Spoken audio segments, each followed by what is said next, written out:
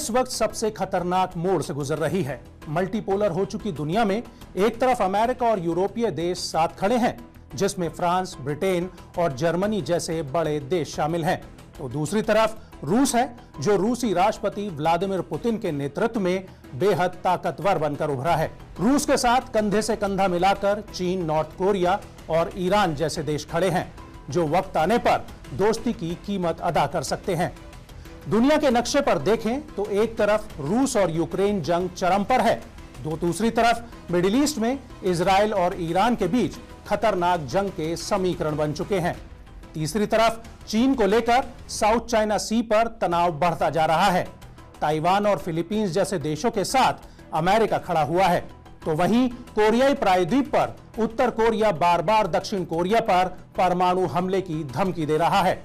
इस बार ऐसा हो रहा है कि वो देश भी परमाणु हमले की धमकी दे रहे हैं, जो काफी जिम्मेदार माने जाते हैं और परमाणु संधि से भी जुड़े हुए हैं। इसके बावजूद खुद रूस ने परमाणु हमले के लिए अपनी सेना को हाई अलर्ट पर तैयार करके रखा है। लेकिन सबसे चौंकाने वाले हालात मिडिल ईस्ट में डेवलप हो रहे हैं। ईरान ने इजराइल को मिटाने की धमकी दी है।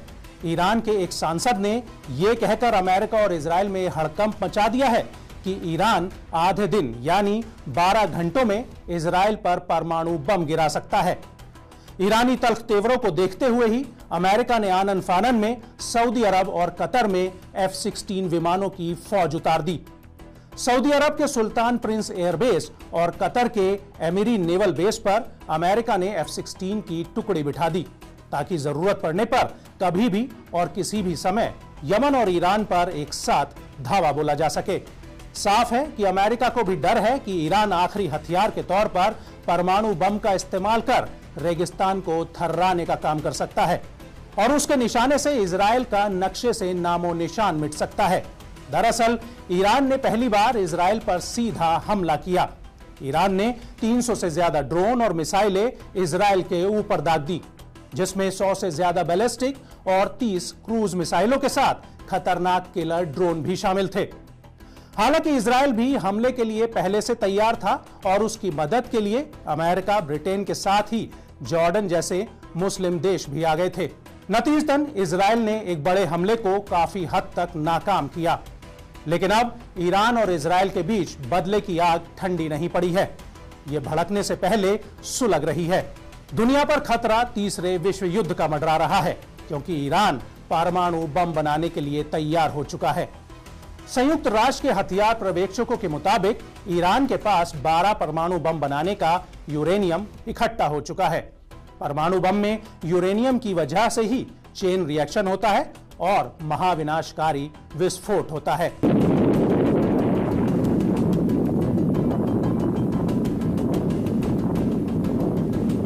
पश्चिमी देशों के हथियार विशेषज्ञों का मानना है कि ईरान ने यूरेनियम का 90% से ज्यादा संवर्धन कर लिया है। अमेरिका के मशहूर भौतिकी वैज्ञानिक और हथियार विशेषज्ञ डेविड अल्ब्राइट का कहना है कि ईरान धरती पर प्रलय लाने वाले हथियार बनाने के बेहद करीब है। ईरान की खुफिया न्यूक्लियर साइटों को लेकर सिर्फ इतनी ही जानकारी है कि वहां एक हफ्ते के भीतर ही ईरान कम से कम 12 परमाणु बम बना सकता है। ईरान के जाग्रोस पर्वत के पास एक सीक्रेट अंडरग्राउंड लैब तैयार की गई है, जहां ईरान का न्यूक्लियर कार्यक्रम तेजी से चल रहा है। ईरान की सीक्रेट न्यूक्लियर साइट ही उसका असली खजाना है, जिसके दम पर वो पूरे मिडिल ईस्ट में आका की भूमिका में खुद को देखता है। अब आपको बताते हैं कि आखिर ईरान में परमाणु कार्यक्रम की शुरुआत कब और कैसे हुई। दरअसल ईरान में एक दौर रेजा पहलवी की हुकूमत का था। उस दौरान ईरान को पश्चिमी देशों का पिछलग्गू माना जाता था।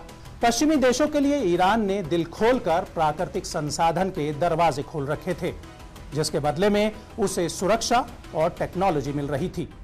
जैसा कि आज के दौर में सऊदी अरब और अमेरिका के रिश्तों को देखा समझा जा सकता है। 1957 में अमेरिका ने पहली बार ईरान में न्यूक्लियर रिएक्टर बनाने का ऐलान किया। एटम फॉर पीस प्रोग्राम के तहत इनका इस्तेमाल बिजली पैदा करने में किया जाना था। साल 1970 में ईरान ने एनपीटी यानी परमाणु अप्रसार संधि पर दस्तखत करने का फैसला किया, जिसके तहत नए परमाणु हथियार बनाने पर पाबंदी थी।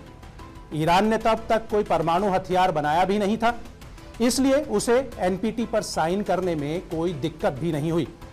लेकिन ईरान की सियासी फिजा में अचानक इस्लामिक क्रांति ने करवट बदली।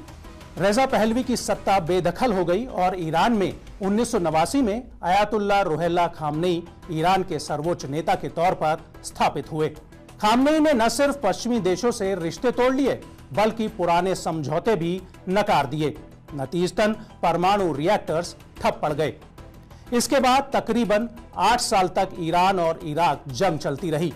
इसके बाद ईरान ने एक ही मकसद बना लिया कि वो परमाणु बम बनाकर ही रहेगा, ताकि इलाके में फिर कोई सद्दाम हुसैन या फिर दुनिया में कोई भी अमेरिकी राष्ट्रपति ईरान को आंखें ना दिखा सके।